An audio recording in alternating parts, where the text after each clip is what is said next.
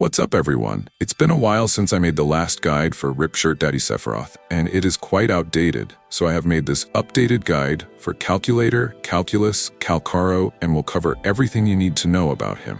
So without any further ado, let's jump right into it. Let's start with Calcharo's important part of his kit, his Forte circuit. The Forte circuit has two forms. One is the normal one, and the other is in his Resonance Liberation. In the normal form, he can get up to 3 stacks each from his Resonance skill. You can cast his skill 3 times in a row. And after the Forte is filled, use a heavy attack to consume them and launch a hit. This can be used as warm-up combo when you're preparing his supports to generate energy. And using this attack will also give him 10% Resonance Liberation damage for 15 seconds due to his first inherent passive. The main part is the Forte circuit in his Liberation state. Using Calcharo's Liberation puts him in a special state which enhances his basic attacks. The dodge counter also gets enhanced and is considered as Liberation damage. The basic attacks in this state gives him 40 circuit stacks. After getting 5 stacks, Calcharo can perform a powerful Death Messenger attack by tapping the normal attack button, which deals a lot of damage and makes up for most of his DPS. This damage is considered as Liberation damage. As soon as you use his Liberation, he starts with a Death Messenger attack. I heard that you can get a maximum of 4 Death Messenger attacks if you are an extremely sweaty player and do all the dash cancels. But I am not sure how it is possible, as getting 3 Death Messenger in one window itself is very difficult to get and requires perfect dash cancels. More about the dash cancels tricks in rotation section. When the Death Messenger attack hits a target, the damage taken by him is reduced by 15% for 5 seconds due to his second inherent passive. Using Liberation also replaces his intro skill. The next time you cast his intro, it will have an animation and deal a good amount of damage, which is considered as intro skill damage. The multiplier of this skill is tied to his Liberation, and his outro skill deals some nice damage. For his talent priority, prioritize his Forte circuit as it has the multipliers for his Death Messenger attack, followed by his Liberation. Then his Resonance skill, normal intro skill, and basic attack. You don't need to heavily invest in the intro skill and basic attacks, as they don't do much damage and the basic attacks are never used as well. Moving on to his echoes. The echo set best for him is the Void Thunder set, as it buffs electro damage. Due to the addition of the new Nightmare echoes, many characters got a significant boost, and Calcharo is one of them. Earlier, even though the Thundering Mephis provided the best buffs for him, it couldn't be used due to its long animation, and we had to use Tempest Mephis. But now with the addition of Nightmare Thundering Mephis, he can get the best buff just by equipping it in the main slot.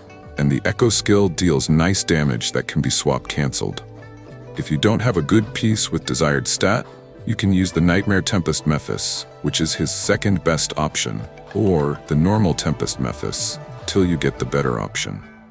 Alternatively, you can use the Lingering Tunes with Mech Abomination Echo skill if you're not playing swap cancel, but it is around 7% worse than his best set. For his Echo stats, crit rate or damage on the 4-cost Echo, double electro damage on the 3-cost Echo. If you are unlucky, a combination of 1 attack percent and 1 electro damage Echo also works, and attack percent on 1-cost Echoes. For his Echo substats, first try to get the required amount of energy regen. The amount of energy regen you need depends on how well you can do his rotations. If you can do the warm-up phase and can land all 3 of his Death Messenger attacks, you can get away with 10 to 20% energy regen. More about his rotations later. If you are a casual player and are afraid you can make some mistakes, then try to get around 30 to 40%.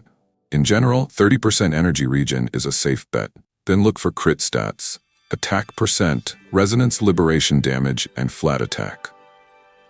Moving on to his weapons. The best weapon for Calcharo is the standard banner weapon, Lustrous Razor.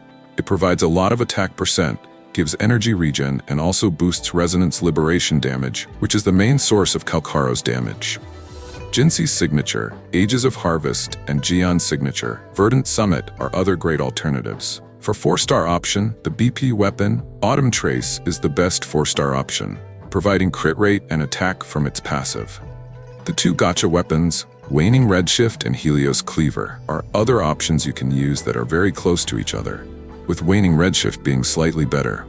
And lastly, the F2P craftable weapon, Broadblade 41. It provides energy regen covering Calcharo's energy requirements, provides a lot of attack. The only problem is that it is highly conditional, especially on Calcharo, who is prone to taking damage. With swap cancel, however, this weapon can be consistent. Let's quickly go over his sequences. Calculator's sequences are not that great, as he is a standard banner character. Amongst his sequences, the best ones are his S3, 4, and 6. The third one gives 25% electro damage bonus to Calcharo. The fourth sequence gives team-wide 20% electro damage bonus for 30 seconds after casting his outrow. The boost gets better when used with Yinlin. And the last sequence deals additional damage alongside his Death Messenger hits. This damage is considered as liberation damage. Moving on to his team comps, there are two ways to play Calcharo. One is in quick swap teams where you swap cancel his Death Messenger attacks, which is quite essential as he can get easily interrupted during it, leading to a huge DPS loss. However, you will be losing out on the outrow buffs from your hybrid DPS. And the other one is as hyper carry, where you play him casually without doing swap cancels. This is risky, but easy to use, and you can make full use of the buffs from hybrid DPS. Yinlin is one of Calcharo's best teammate and works reliably on both quick swap and hyper carry teams, with good personal damage and provides the best buffs from her outro. In quick swap teams, you can use the Empyrean Anthem to increase her personal damage as well as buff the team. Sanhua is a very consistent support for hyper carry Calcharo. Although her outro buff is not the best for him, it is a bit useful as he uses basic attacks in his combos. Due to her extremely fast rotations, she becomes the best holder for Moonlit Set and also provides 20% attack if you have her S6. Jianshin is another great option for hypercarry teams. Provides 38% liberation damage amplification, which is great for Calcharo. Her problem is that she takes a lot of field time, unlike other sub-DPS characters. For swap cancel Calcharo, you can use him with other DPS characters that have many swap cancel windows. Yinlin, as I mentioned earlier, is compatible with this playstyle as well. Chongli and Encore are one of the best quick swap DPS available, with many swap cancel windows and high damage. You can also use him with his own rival Xiangli Yao, as both have a similar playstyle, but Xiangli Yao has larger window to do his attacks and provides time slow. So this makes it a bit easy to do swap cancels. Havoc Rover is another great option. Even Rachia, the new character, has many swap cancel windows. And for the last slot, you need a sustained support like Shorekeeper, Verena, Baiji, or Yuhu if there's a coordinated attacker in the team. Are you saying that you cannot find any cool Wuthering Waves merches? Then don't worry, TTA Aesthetic got you covered. Not only Wuthering Waves, but also Genshin Impact, anime, and various different fandoms. From stylish clothes to epic accessories, shoes, bags, and more, with the best quality, TTA Aesthetic has your fandom covered. Shop now and wear your passion. Use the link in description or pinned comments and use my code 12th for extra 10% discount on any product you want. Before moving on to his rotations, let's talk about his quick swap windows so that you can know how to play him in quick swap teams. You can swap cancel all of his Death Messenger attacks of his Liberation. It makes using him consistent and smooth. You can also swap cancel his 4-day heavy attack Mercy outside of his Liberation. His Resonance skill can be swap cancelled too, but it might go into cooldown when you go back to him. So you can choose to swap cancel only the last skill, as it has long animation. Also, you can dash between the 3 skill casts to dodge attacks. Moving on to his rotation. While preparing for Calcharo's Liberation, during the preparation phase of your supports, you can use this combo. 3 Resonance skill and a heavy attack. Usually most of the people skip this for the first rotation, as his Liberation will be ready. If you're still using the Tempest Methus Echo skill, make sure you use it before his main combo.